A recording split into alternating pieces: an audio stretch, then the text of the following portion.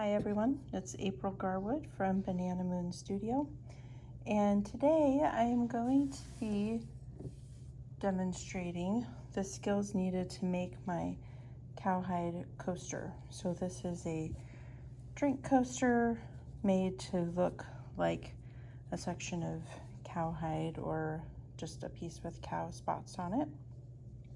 So I'm going to show you what it takes to work the color changes and to use the chart.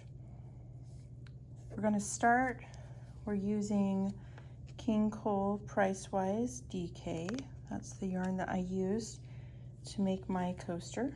So we'll start with a slip knot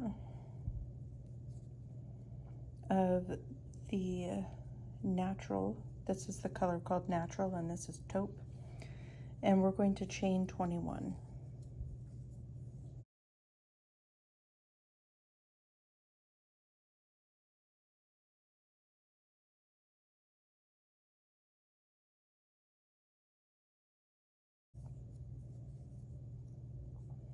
I've completed my chain of 21.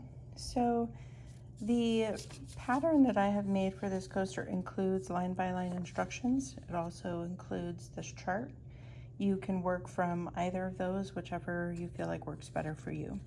If you're using the chart, you'll all the right side rows are odd numbered. And so if we're starting with row 1, we'll be reading the chart beginning on the right and moving to the left. All the wrong side rows are even numbered, and you have to read them beginning on the left and moving towards the right. So for the first row, we're going to do the first 15 stitches in natural and then the next 5 in taupe. So we'll see what that looks like here. I have my chain. I'm going to work in the bottom ridge loops of my chain. So to do that, I'm going to turn it over and I'll be going under this bottom ridge loop. First of all, skip the first chain, which is over here, and go under the bottom ridge loop of the second chain, and you'll work your first single crochet stitch and single crochet across until you've worked 15 stitches in natural.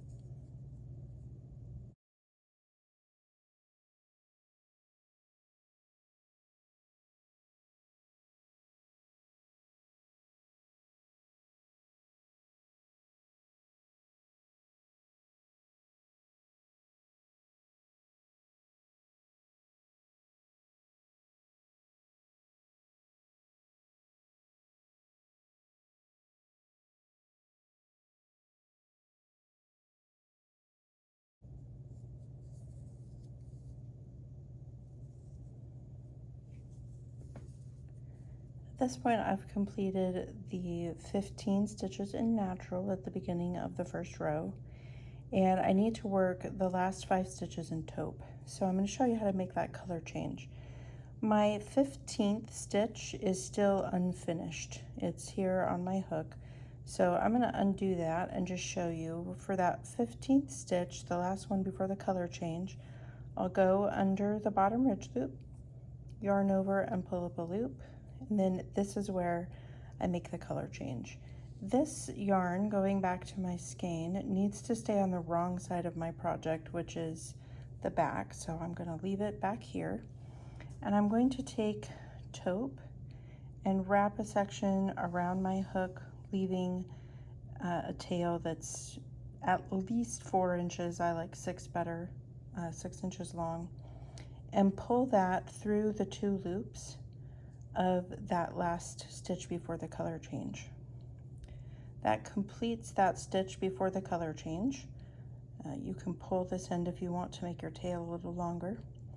Leave the tail to the wrong side of your piece, and then you're going to go into that next chain and complete this stitch in taupe. And you can tighten up those 2 stitches on either side of the color change by giving your ends on the back a little tug. And then I'm going to complete the last 4 stitches of this row in taupe.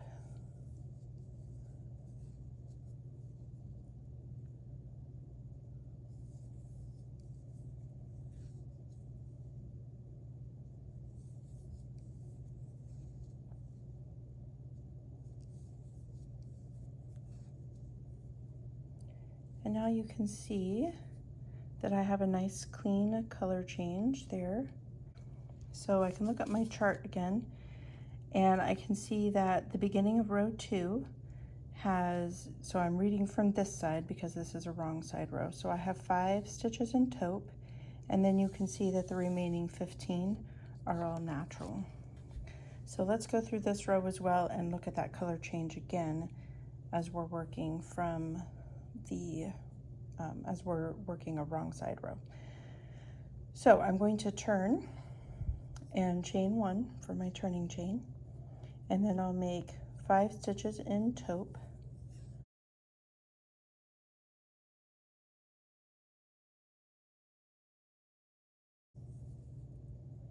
and I'll begin the 5th stitch but won't complete it just yet. So I need to leave this brown yarn on the wrong side of my project. That's currently the side of the project facing me. So I'll bring that end to this side, and then I'm going to pick up the yarn going back to the skein of natural, wrap it around my hook, and pull that through those 2 loops. That completes that taupe colored stitch, and I'm ready to begin my first natural colored stitch.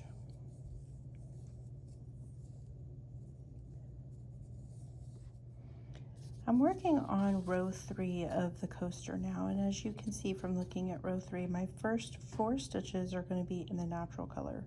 Then I have 2 taupe and 9 natural and 5 taupe.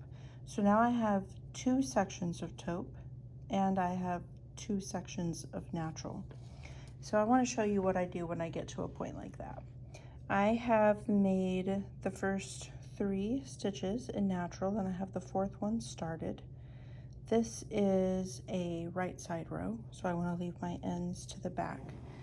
My skein of taupe is attached over here at this end. So what I do when I need to have multiple sections, I could bring this end over here and pull it through, but then I'll have this big float of taupe across the back. And that's okay if you want to do it that way. What I prefer is to have separate bobbins of each color for the different sections so that I don't have those big floats across the back. So I'm going to take, well, first I'm going to untangle this a little bit. I'm going to take this taupe and I'm going to make myself a little center pull ball of yarn. So I do that by wrapping the yarn in a figure 8 around my thumb and pinky. And I'm going to do that several times. Then I'll take it, I'm going to grab it in the middle here where the figure 8 crosses and pull it off my fingers. Then I'm going to fold that in half and hold it between my thumb and other fingers. And then I'll start wrapping around that center and kind of turn it a little. Here's my end that's going out to my piece. I'm going to hold that in my fingers here so it doesn't get lost. And I'm going to hold it again between my thumb and fingers and wrap several times more. And turn it again and wrap more.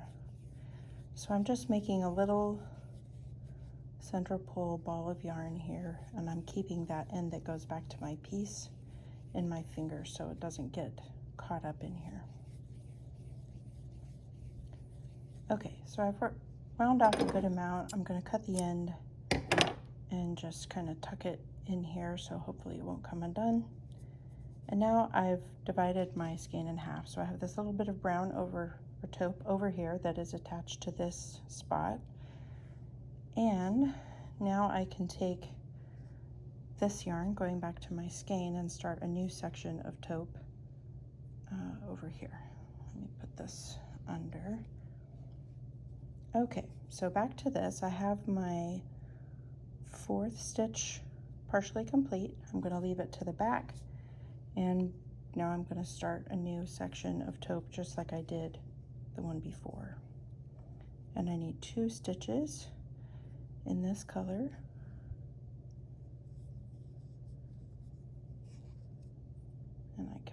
pull those pieces on the back to tighten it up a little. 2 stitches in taupe, and then I need to switch back to natural. Again, I could pull this one over and have a little float of natural across the back, but I don't want to do that in every row of this spot and have floats going back and forth across the back. So I'm going to do the same thing with the natural that I did with the taupe and make a little ball of this color as well to split the skein. One other tip I want to give you about working in tapestry crochet, which is what this is about turning. So usually when I work in crochet, at the end of a row, I like to turn my piece this direction. I'm sure you can imagine that if I am constantly turning it the same direction, all these strands of yarn are going to just get twisted around each other. So one thing that really helps working in tapestry crochet is to alternate the direction of your turn. So at the end of this row, I'll turn this way, but when I finish the next row, I want to turn it this direction instead. So alternating the direction of your turn instead of always turning the same way will help a little bit with the tangling. You can have fewer tangles if you just carry floats across the back. By choosing to have separate bobbins like this, there's more potential for tangling. However, then you have a back that looks neater and doesn't have floats. So it's up to you. But even if you don't use separate bobbins, as I've taken off these little pieces, and you do the long floats instead, you're still going to have some tangling because you're working with at least 2 colors in tapestry crochet. So those are my tips for you on changing colors and managing your colors when you work in tapestry crochet. This particular pattern that I've shared with you, the cowhide coaster, this pattern is available free on my website. That finishes up this video. I hope that all of you have a lovely day.